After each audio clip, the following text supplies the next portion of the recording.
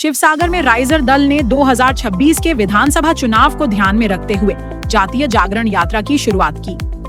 यह यात्रा ऐतिहासिक रंगघर के प्रांगण से पार्टी अध्यक्ष एवं शिवसागर के विधायक अखिल गोगोई के नेतृत्व में आरंभ हुई। राइजर दल का कहना है कि यह यात्रा असम के स्थानीय मूल निवासी नेतृत्व को मजबूत करने और विदेशी समस्या का स्थायी समाधान निकालने की मांग को लेकर निकाली गई है। पंचायत चुनाव में अपेक्षित सफलता न मिलने के बाद पार्टी ने नई चुनावी रणनीति के तहत इस यात्रा की शुरुआत की है।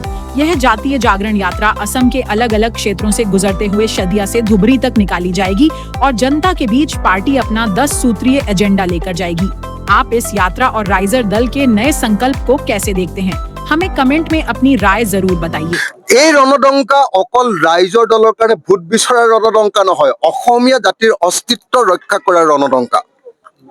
আমি ক'বলৈ আহিছো যে যোৱা ৭৮ বছৰ ভাৰতৰ স্বাধীনতাৰ পাছত অসমীয়া জাতিয়ে একো নাপাল। এতিয়াও 250 টকাৰ বৃদ্ধ পেঞ্চন, 300 টকাৰ বিধৱা পেঞ্চন আৰু 1250 টকাৰ অৰুণোদয় আঁচনিৰ কাৰণে আমি হাহাকাৰ কৰি থাকিব লাগে।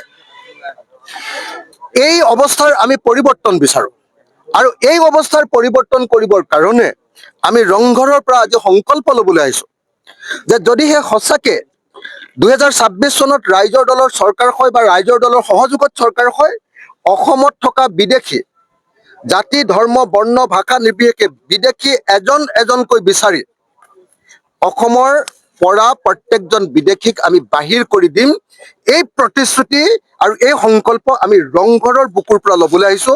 এজন অসমীয়া হিচাপে গৰ্বিত অসমীয়া হিচাপে আৰু এজন গৰ্বিত আহোম মানুহ হিচাপে আমি এই সংকল্প ইয়াত ল'বলৈ আহিছো।